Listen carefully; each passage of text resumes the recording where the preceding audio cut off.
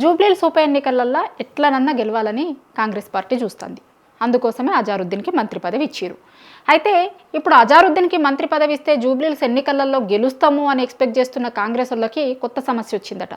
అదేంటంటే ఇన్ని రోజుల నుంచి మంత్రి పదవి కోసమని మేము చూస్తున్నోళ్ళం, హైకమాండ్ ఇస్తాము అని హామీ ఇచ్చినోళ్ళం, మమ్మల్ని అందరినీ కాదని అజారుద్దీన్కి మంత్రి పదవి ఇస్తారా?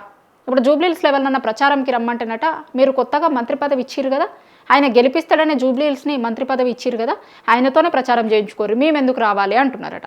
ఇంకా కొంతమంది సీనియర్ నాయకులు ఉన్నారు కదా, ఇప్పుడు అంజన్ కుమార్ యాదవ్ లాంటి వాళ్ళు, ఆయన మంత్రి పదవి ఎక్స్పెక్ట్ చేసిండు, జూబ్లీహిల్స్లో టికెట్ ఎక్స్పెక్ట్ చేసిండు.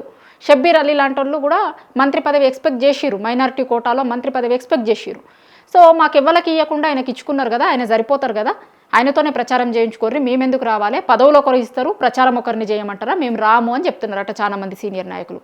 ఇది ఎప్పటి తలనొప్పి వచ్చింది, అసలు మేము ఆయనని మంత్రిని చేస్తే అక్కడ ఓట్లు పడతాయి అనే దాంతో మేము ఒక్కరిని మంత్రిని చేస్తే ఇంతమంది నాయకులు నెగిటివ్ అవుతున్నారు, వీళ్ళెవరు ప్రచారంకి రాము అంటున్నారు, ఏం చేయాలి ఇప్పుడు అని కాంగ్రెస్ నాయకులు తలకాయలు పట్టుకుంటారట.